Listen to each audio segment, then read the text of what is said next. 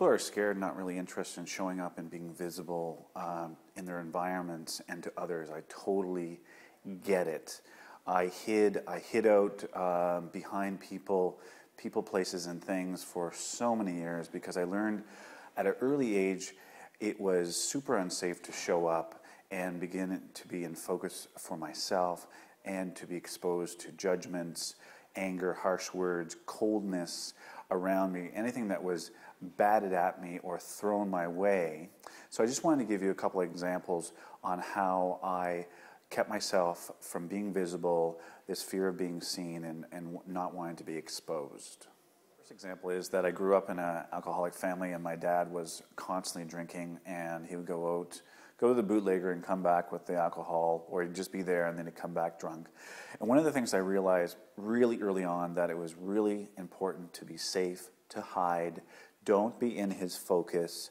If you're in his focus, then he's going to come at you with all of his anger and rage, and I didn't want that. So put your hand up if you grew up in a crazy family environment like that, whether your parent, one or both of your parents were alcoholics or drug users, or somebody in your family was creating some level of chaos. It really means that it is so much safer to hide out, to not be visible, to not expose yourself to those types of behaviors.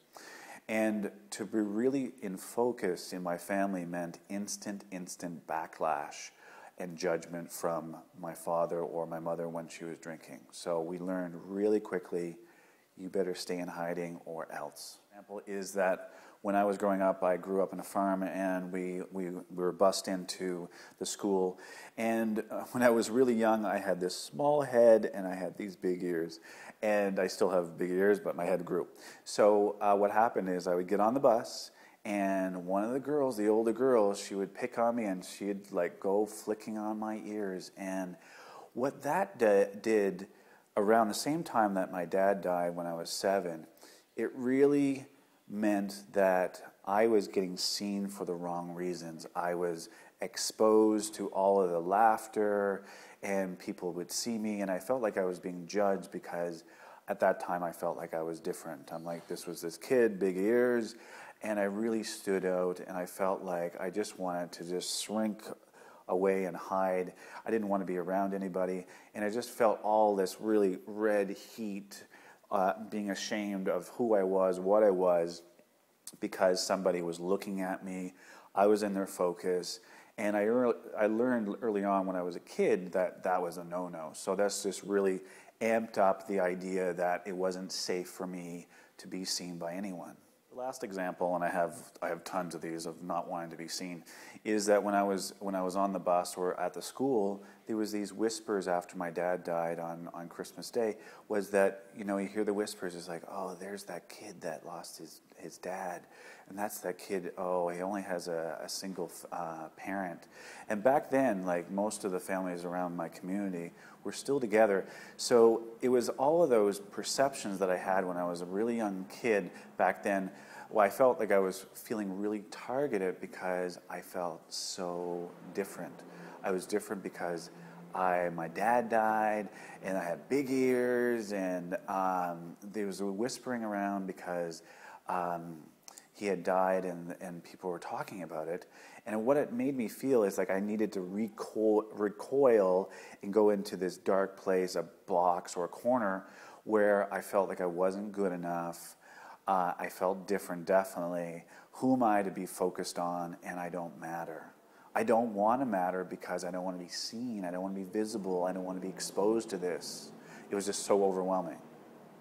So you can see these experiences created this feeling that life wasn't safe, that nobody cares about me, and all these whispers and laughs that I thought were going on, that I was really in focus. People were seeing me, and this was not what I wanted. This is not the attention that I wanted when I was a little kid. And no wonder I was freaked out to get in front of people and do presentations, do webinars, doing videos like this, doing radio shows, whatever it is, because there was these unresolved feelings, unresolved events that were still controlling me in my subconscious, that I felt I wasn't good enough, I wasn't worthy, I didn't deserve this. Every time somebody sees me, somebody's going to hurt me, or I will get the unhealthy, negative attention because people are seeing me. So of course I didn't want to be seen. So can you imagine if you want to trying to change your life and you want to show up in your business, want to show up in your personal life? That really sucked for me because I went through a lot when I was a kid, and I brought those stories into adulthood. And it sucks for anybody who wants to change their life in a more powerful way, moving ahead in life. And it blocks you from moving into a place of wanting to change your life because you know if you get out there, then you're going to get hurt because that's already in your mindset. So I felt like I was living in a prison where my limiting beliefs and fears had utter control over me. And does that resemble something that you've gone through? So I want you to get a piece of paper and a notebook and put all of those different events that you felt really ashamed or you felt unsafe and unsupported by people around you.